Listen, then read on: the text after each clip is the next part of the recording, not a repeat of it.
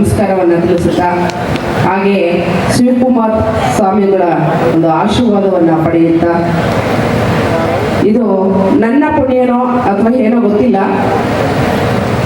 ನನಗೆ ಜಾಸ್ತಿ ಮಾತಾಡೋಕೆ ಬರಲ್ಲ. ನಾನು ಸಾಕಷ್ಟು ಅನ್ಯಾಯದ ವಿರುದ್ಧ ಹೋರಾಟ ಮಾಡೋ ಅಂಥ ಒಂದು ಹೆಣ್ಮಗಳು.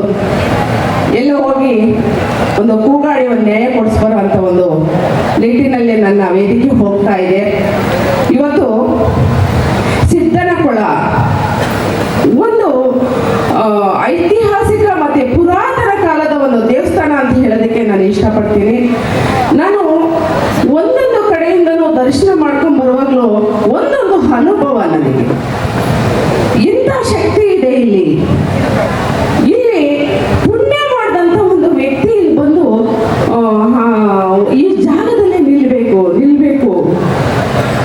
ಇಲ್ಲ ಅಂದ್ರೆ ಬರೋಕ್ಕೆ ಸಾಧ್ಯನೇ ಇಲ್ಲ. ಗುರುಗಳು ಹೇಳಿದ್ರು, ನಿಮ್ಗೇನೋ ಒಂದು ಒಳ್ಳೇದಾಗತ್ತೆ, ಹಾಗಾಗಿ ನೀನು ಇಲ್ಲಿ ಬಂದಿದೀಯಾ ಅಂತ ಹೇಳಿದ್ರು. ಖಂಡಿತವಾಗ್ಲೂ ಗುರುಗಳೇ, ನಾನು ಇಲ್ಲಿ ಸಾಕಷ್ಟು ಇಲ್ಲಿ ಎಲ್ಲ ದೇವರ ದರ್ಶನ ಮಾಡಿದಾಗಲೂ ಒಂದೊಂದು ಅನುಭವ ಆಗಿದೆ ನನಗೆ.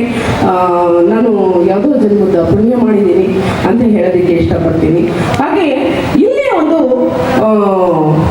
ಗುರುಗಳ ಒಂದು ನಾನು ಕೆಲವು ಮಠಗಳಿಗೆ ಮಠ ಮಾನ್ಯಗಳಿಗೆ ಹೋಗಿದ್ದೀನಿ. ಅಲ್ಲಿ ಗುರುಗಳು ಅಂದ್ರೆ ಬೇರೆ ತರ, ಈ ತರ ಒಂದು ನಮ್ಮಲ್ಲಿ ಒಬ್ರು ಹಾಗೆ ಇರೋದು ನಾನು ಬಹಳ ಸಹಜವಾಗಿ ಇರ್ತಕ್ಕಂಥ ಒಂದು ಗುರುಗಳನ್ನ ನಾನು ಇದು ಮೊದಲನೇ ಬಾರಿಯಲ್ಲಿ ನೋಡ್ತಾ ಇದ್ದೀನಿ. ನಿಜವಾಗ್ಲೂ ಅವ್ರಿಗೆ ನಾನು ನನಗೆ ನನ್ನ ಕೈಗೆ ದುಡ್ಡು ಕೊಟ್ಟು ಆಶೀರ್ವಾದ ಮಾಡಿದಾಗ ನನಗೆ ಯಾಕೆ ದುಡ್ಡು ಕೊಡ್ತಿದ್ದಾರೆ ಅನ್ನೋದು ಒಂದು, ಮತ್ತೆ ನನಗೆ ಏನೋ ಒಂದು ಆ ಕ್ಷಣದಲ್ಲಿ ಒಂದು ರೋಮಾಂಚನ ಆಯಿತು. ಈ ದುಡ್ಡನ್ನ ಇಟ್ಕೋಬೇಕು, ನೀನು ಪೂಜೆ ಮಾಡಬೇಕು ಅಂದಾಗ, ಗುರುಗಳೇ ನಾನು ಆ ದುಡ್ಡನ್ನ ನನ್ನ ಜೀವ ಇರೋವರೆಗೂ ಈ ಸ್ಥಳವನ್ನ, ಈ ಸಿದ್ದಪ್ಪಾಜಿ ಅವ್ರನ್ನ ನೆನೆಸಿ ನಾನು ದುಡ್ಡನ್ನ ನಾನು ಇಟ್ಕೊಂಡು ಅದು ನನಗೆ ಕೋಟಿಗೆ ಸಮ ಅಂತ ಹೇಳೋದಕ್ಕೆ ಇಷ್ಟಪಡ್ತೀನಿ. ಅದನ್ನು ಪೂಜಿಸ್ತೀನಿ.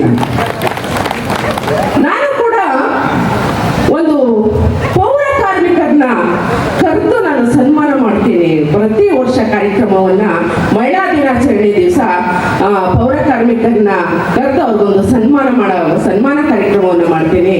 ಇಲ್ಲಿ ಯಾಕೆ ನಾನು ಆ ವಿಷಯ ಎತ್ಕೊಂಡೆ ಅಂದ್ರೆ, ಗುರುಗಳು ಇಲ್ಲಿ ಏನೇ ಇವತ್ತು ಕಾರ್ಯಕ್ರಮ 3 ದಿವಸ ಕಾರ್ಯಕ್ರಮ ನಡೀತಾ ಇದೆ.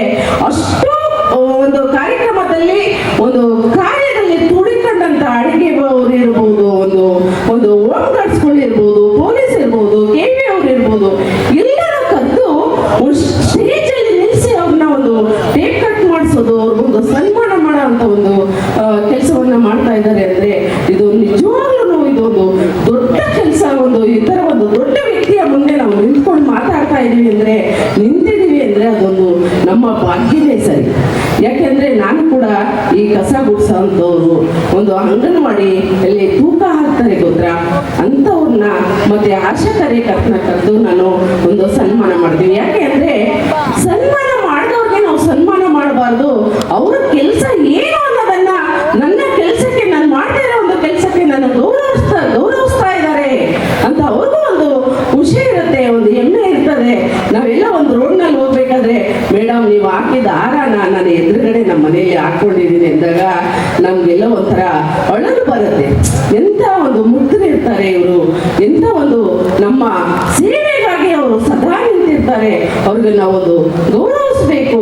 ನಾವೆಲ್ಲರೂ ಅಷ್ಟೇನೆ, ನಾವು ಯಾರೋ ಒಂದು ಗೌರವಿಸೋ ಅಂಥವ್ರನ್ನ ಎಲ್ಲ ವೇದಿಕೆಯಲ್ಲೂ ಕೂಡ ಎಲ್ಲರೂ ಆ ಥರದ ಒಂದು ವ್ಯಕ್ತಿಯನ್ನೇ ಕರೀತಾರೆ ಹೊರತು ಈ ಥರದ ಒಂದು ಬಳಗ ಇವರಿಗೆ. ನಿಜವಾಗ್ಲೂ ಅವರು ನಿಮ್ಮನ್ನೆಲ್ಲ ಒಂದು ಬಳಗ ಅಂದ್ಕೊಂಡಿದ್ದಾರೆ. ಅವ್ರು ಇಂಥ ಒಂದು ನಿಮಗೆ ನಮ್ಮ ಎಲ್ಲರಿಗೂ ಒಂದು ಈ ಥರ ಒಂದು ಗುರು ಸಿಕ್ಕಿರೋದೇ ನಮ್ಮೆಲ್ಲರ ಭಾಗ್ಯ ಅಂತಾನೆ ಹೇಳ್ತೀನಿ. ಗುರುಗಳೇ, ನನಗೆ ಒಂದು 2 ಮಾತಾಡೋದಕ್ಕೆ ಅವಕಾಶ ಮಾಡಿಕೊಟ್ಟಂತ ನಿಮಗೆ ನಾನು ಪ್ರಣಾಮಗಳನ್ನ ತಿಳಿಸುತ್ತಾ, ದಯಮಾಡಿ ನಾನು ಮುಂದಿನ ದಿನದಲ್ಲಿ ಇವತ್ತಿನ ದಿವಸ ನಾನು ಇಲ್ಲಿ ನಿಂತಿದ್ದೀನಿ ಅಂದ್ರೆ ನಮ್ಮ ಪಾಟೀಲಮ್ಮ ಅವರು ಕೂಡ ಅವ್ರನ್ನ ನೆನೆಸ್ಕೊಳ್ತೇನೆ. ಅವ್ರಿಗೂ ಕೂಡ ನಾನು ಧನ್ಯವಾದವನ್ನ ಹೇಳ್ತೇನೆ. ನನಗೆ 2 ಮಾತಾಡೋದಕ್ಕೆ ಅವಕಾಶ ಮಾಡಿಕೊಟ್ಟಂತ ನಿಮ್ಮೆಲ್ಲರಿಗೂ ಕೂಡ ನಮಸ್ಕಾರವನ್ನ ತಿಳಿಸುತ್ತಾ, ಗುರುಗಳ ಪಾದಾರವಿಂದಕ್ಕೆ ನಮಸ್ಕಾರವನ್ನ ತಿಳಿಸುತ್ತಾ, ಜೈ ಕರ್ನಾಟಕ. ನಿಜವಾಗ್ಲೂ ಗುರುಗಳೇ, ನಾನು ಹೇಗೆ ಮಾತಾಡಿದ್ದೀನಿ ಗೊತ್ತಿಲ್ಲ. ನಿಮ್ಮ ಆಶೀರ್ವಾದ ಯಾವಾಗಲೂ ನಮ್ಗೆ ಸದಾ ಇರಬೇಕು. ಮತ್ತೆ ನಾನು ಇಲ್ಲಿಗೆ ಬರಬೇಕು. ನನ್ನ ಸೇವೆ ಕೂಡ ಇಲ್ಲಿ ಆ ಪರಮಾತ್ಮನನ್ನು ಉತ್ತರ ಮಾಡಿಸ್ಕೋಬೇಕು ಅಂತ ನಾನು ಪರಮಾತ್ಮನಲ್ಲಿ ಪ್ರಾರ್ಥನೆ ಮಾಡ್ಕೊಳ್ತೀನಿ ಗುರುಗಳೇ. Thank you. ಹೋರಾಟಗಾರರು ಎಂದು ಪರ್ಫೆಕ್ಟ್ ಮಾತಾಡ್ತಾರೆ ಅದಿಲ್ಲ, ಹೋರಾಟದ ಗಿಚ್ಚಿರುತ್ತೆ ಅವ್ರಿಗೆ. ಎತ್ರ ಮಾಡಿದ್ರೆ ಆಗಲೇ ಮೀಡಿಯಾದಲ್ಲಿ ಕಾಣ್ತಿದ್ರು, ಹಾಗೆ ಕರೆಕ್ಟ್ ಮಾತಾಡ್ತಾರೆ. ಚೆನ್ನಾಗಿದೆ ಅಮ್ಮ ಭಾಷಣ ನಿಮ್ಮದು. ಹಾಗೆಯೇ ಸೇವೆ ಕೂಡ ಭಾಳ ಮಾಡಿದ್ದೀರ ಅಂತ ಕೇಳಿದ್ದೀನಿ ನಾನು. ಇನ್ನೂ ಹೆಚ್ಚೆಚ್ಚಿಗೆ ಆಶೀರ್ವಾದ ಇದೆ ನಿಮಗೆ, ಮಾಡಿ.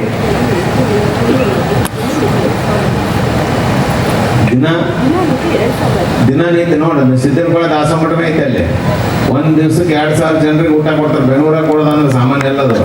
2,000 ಜನರಿಗೆ ಪ್ರತಿದಿನ ಊಟ ಕೊಡ್ತಾರಂದ್ರೆ ಮತ್ತೆ ನಿಜವಾಗೂ ಸಿದ್ದಪ್ಪದನ ನೀನು ಹಂಗಾರ ಭಾರಿ ಒಳ್ಳೆ. ನಿಜವಾಗ್ ಸಿದ್ದಪ್ಪದನ ಕರೆಸ್ಕೊಂಡ, ನಾನು ಕರೆಸ್ಕೊಂಡಿಲ್ಲ. ಹಂಗಿದ್ರೆ ಎಲಿಜಿಬಿಲಿಟಿ ಇದ್ರೆ ಕರೆಸ್ತಾನವ. ಒಂದು ಇಷ್ಟು ಮಂದಿ ಆಗಲಿ ಹೈ ಲೆವೆಲ್ ಇದ್ರೆ ಕರ್ಸಲಾಗಿಲ್ಲ, ಕರ್ಸಂಗಿಲ್ಲ ಅನೇರ ಮನೆಗೆ ಅಂತ. ಇಲ್ಲಿ ನೋಡಿ ಹೆಂಗೈತೆ, ನಿಜವಾದ ಭಕ್ತರನ್ನ ಕರ್ಸೇನು. ನೀವು ಸೇವೆ ಮಾಡಿರಿ ಅದಕ್ಕೆ ಕರ್ಸೇನು. ಯಾರು ಸೇವೆ ಮಾಡಿರ್ತಾರ ಅವ್ರು ಕರೆಸ್ತಾರೆ. ಶೇವಿಂಗ್ ಮಾಡ್ದಂಗೆ ಕರ್ಸ. ಈಗ ಆಶೀರ್ವಾದ ಮಾಡಿ ನೀನು ಕರ್ನಾಟಕ ಬ್ಯಾಂಕಿಂದ ಸುಮ್ಮನೆ ಬನ್ನಿ ಬನ್ನಿ.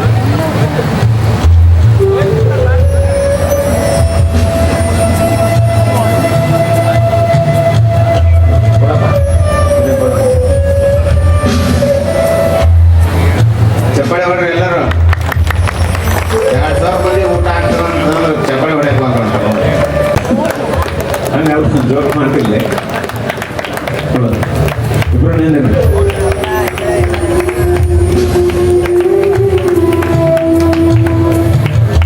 ನೋಡಿ. ಸಹನೆ ಇದ್ರೆ ಎಲ್ಲ ಸಿಗುತ್ತೆ. ನೆಟ್ವರ್ಕ್ ಬರೋಗಿಲ್ರಿ. ಸಹನೆ ಬೇಕು ಸಾಧಕನಿಗೆ. ಡೈಲಾಗ್ ಹೆಂಗಂತ ಇದು ಸಾಧಕನಿಗೆ.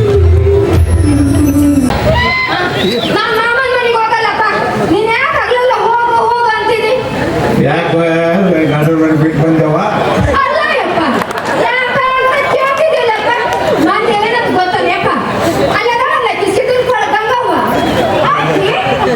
ನನ್ನ ಮಗಳು ದೊಡ್ಡ ತಂಗಿ ಬಾರವ್ವ ಅಕ್ಕಿ ಮಾಡು ಅಂದು. ಅಲ್ರಿ ಅಣ್ಣರ, ಅಲ್ರಿ ಅಕ್ಕದ, ಎಂತ ಚಂದ ಹೋಗಿ ಆರತಿ ಮಾಡೀನ್ರಿ. ಆರತಿ ಮಾಡಿಂದೆ ಆಕೆ ಸುಮ್ಮನೆ ಇರ್ಬೇಕಾ ಬೇಡ. ಗಂಡನ ಹೆಸರು ಹೇಳು, ಗಂಡನ ಹೆಸರು ಹೇಳು ಅಂತಲ್ರಿ. ಅಲ್ರಿ ನಾನು ಏನಂತ ಗಂಡನ ಹೆಸರು ಹೇಳ್ರಿ. ಮುಂದೆ ಹೋಗ್ತಾ ಅಣ್ಣ ಅಂದೆ, ಏನು ಹಿಂದೆ ಹೋಗ್ತಾ ಅಪ್ಪ ಅಂದೆ. ಅಣ್ಣಪ್ಪ ಅಂತ ಯಾಕಂದ್ರಿ? ಅದರಿ ನಾನು ಇವತ್ತೊಂದು ಡಿಸೈಡ್ ಮಾಡ್ಕೊಂಡ ಬಂದ್ಬಿಟ್ಟೀನ್ರಿ. ಸಿದ್ದನಕೊಳ್ಳದ ಅಜ್ಜನ ಜಾತ್ರೆ ಆಗ್ಲಿ ಇಡೀ ಕರ್ನಾಟಕ ತುಂಬಾ ಜನ ಬಂದಾರ ನೋಡ್ರಿ. ಅದಕ್ಕ ನಮ್ಮ ಅಪ್ಪರದಲ್ಲ, ನಮ್ಮ ಅಪ್ಪರಿಗೆ ಈ ಊರಾಗ ನಮ್ಮ ಮಾಮನ ಶುದ್ಧ ತೊಟ್ಲ ಮಾಡಿಸಿ ಅಲ್ರಿ ಅಪ್ಪ. ಮುಂಚೆ ಮಾಡಿ